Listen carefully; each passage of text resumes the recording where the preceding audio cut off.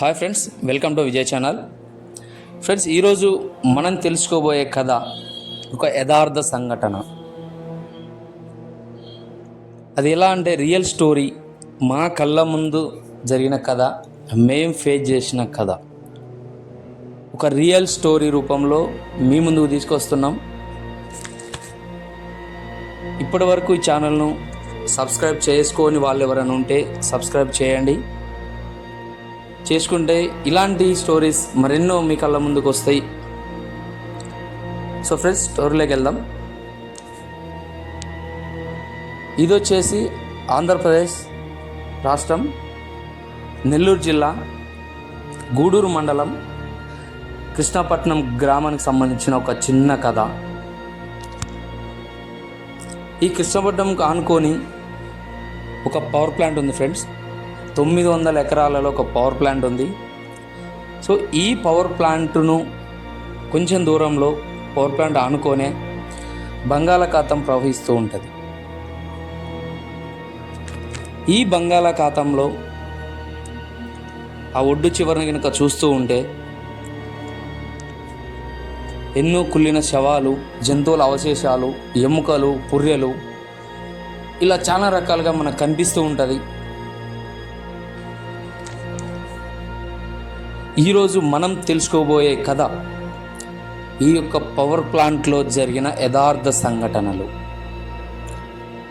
So ఇప్పటికీ కూడా ఆ యొక్క సందర్భాలు ఎలా ఉంటాయంటే మనుషుల్ని గగురుపుర్చేలా, అంటే భయపెట్టేలా ఇప్పటికీ స్టోరీస్ ఇలానే నడుస్తున్నాయి. ఇప్పటికీ ఇదే ప్రాబ్లం ఫేస్ చేస్తూనే ఉన్నారు. సో దీని గురించి తెలుసుకుందాం. సో కథలోకి వెళ్దాం. పవర్ ప్లాంట్ 900 ఎకరాలలో ఒక పవర్ ప్లాంట్ ఉంది. పవర్ ప్లాంట్లో ఒక సెక్యూరిటీ గార్డు యొక్క కథ, సెక్యూరిటీ గార్డ్స్ ఫేస్ చేసిన ఒక కథ, రియల్ స్టోరీ. ఇదే పవర్ ప్లాంట్ ఆనుకొని ఒక్క 10 కిలోమీటర్ల దూరంలో RO1 అంటే ఫిల్టరింగ్ అయ్యే వాటర్ యొక్క ప్రదేశం, అండ్ ఫేజ్ 1, ఫేజ్ 2 అక్కడి నుంచే వాటర్ సప్లై ప్రతిదీ పవర్ ప్లాంట్కి అనేది చేరుతుంది ఫ్రెండ్స్. ఈ యొక్క సెక్యూరిటీ గార్డ్స్ యొక్క కథ, ఆ పవర్ ప్లాంట్ మొత్తాన్ని సెక్యూరిటీ ఏజెన్సీ అనేది కాంట్రాక్ట్ తీసుకోవడం జరిగింది. సో ఇది ఇలా ఉండగా ఈ యొక్క పవర్ ప్లాంట్లో అర్ధరాత్రి 12 గంటల తర్వాత ఒక భయంకరమైన అరుపులతో దయ్యాలు తిరుగుతూ ఉంటాయనేది నిజం. 12 తర్వాత, అర్ధరాత్రి దాటిన తర్వాత బయట ఎవరు కూడా ఉండాలన్నా కూడా ఇప్పటికీ కొంచెం భయంగానే ఉంటారు. ఆ యొక్క ఏరియాలలో ఎక్కడ చూసినా కూడా భయంగానే ఉంటుంది. సో ఈ స్టోరీ, ఈ యొక్క కథలు 3 పార్ట్లుగా విడదీయడం జరిగింది. పార్ట్ 1 మనం ప్రజెంట్ చెప్పుకుండే కథ, పార్ట్ 1. సో ఫ్రెండ్స్, ఆ రోజు సెక్యూరిటీ గార్డ్స్ నైట్ డ్యూటీస్ 10 గంటలకి స్టార్ట్ అవుతుంది. సో 10 గంటలకి డ్యూటీస్ ఎక్కారు. ఎక్కడ వాళ్ళు అక్కడ డ్యూటీకి షిఫ్ట్కి వెళ్ళారు. అదే రోజు అమావాస్య. అక్కడికి ఆ 3 ప్లేస్లు ఏదైతే నేను చెప్పానో, RO1, ఫేజ్ 1, ఫేజ్ 2, ఈ 3 కూడా బంగాళాఖాతాన్ని ఆనుకొని దగ్గరగా ఉంటుంది. ప్లాంట్లు దగ్గరగా. ఇలా ఇది ఉండగా ఆ ప్లేస్కి వెళ్ళిన 3 డ్యూటీ వ్యక్తులు, రమణ, వేణు, రంగ, వీళ్ళు డ్యూటీకి వెళ్ళారు.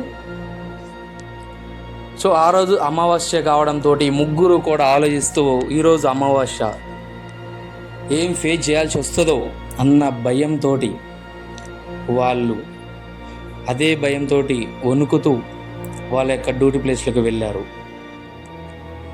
అమావాస్య అయితే ఎలా ఉంటుంది అనేది మనకు తెలుసు.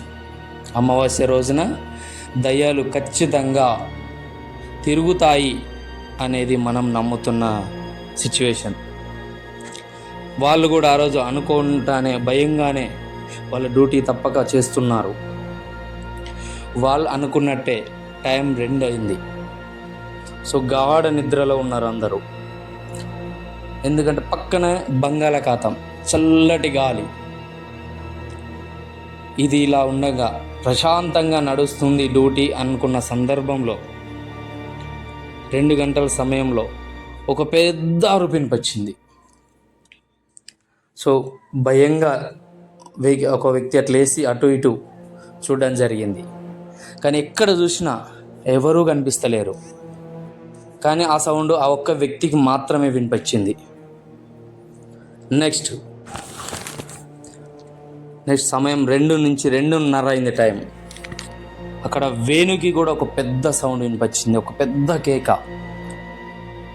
తను లేచి భయంగా అసలు ఏం జరుగుతుంది, ఏమైంది, ఎవరు పిలుస్తున్నారు అనేసి బయటకు వచ్చి చూశారు.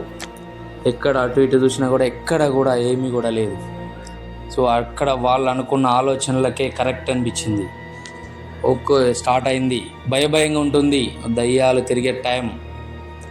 కానీ ఒక పర్సన్ దగ్గర నుంచి ఇంకో పర్సన్ దగ్గరికి వెళ్ళాలన్నా 200 మీటర్ల దూరంలో ఉండేవారు. సో కనుక ఒకరి దగ్గరకు ఒకరు పోయే ఛాన్స్ కూడా లేకుండా ఉంది. టైం 3 అయింది. ఇంకా స్టార్ట్ చేసింది ఆత్మ. ఒక పెద్ద ఆత్మ ఒక లేడీ రూపంలో వాళ్ళకు కనిపిస్తూ ఉంది. పెద్ద గరుపులు. వీళ్ళందరికీ ఎవరైతే 3 ఉన్నారో ముగ్గురికి కనిపిస్తుంది. చాలా గట్టిగా అరుస్తూ, మిమ్మల్ని ఈరోజు నేను చంపేస్తా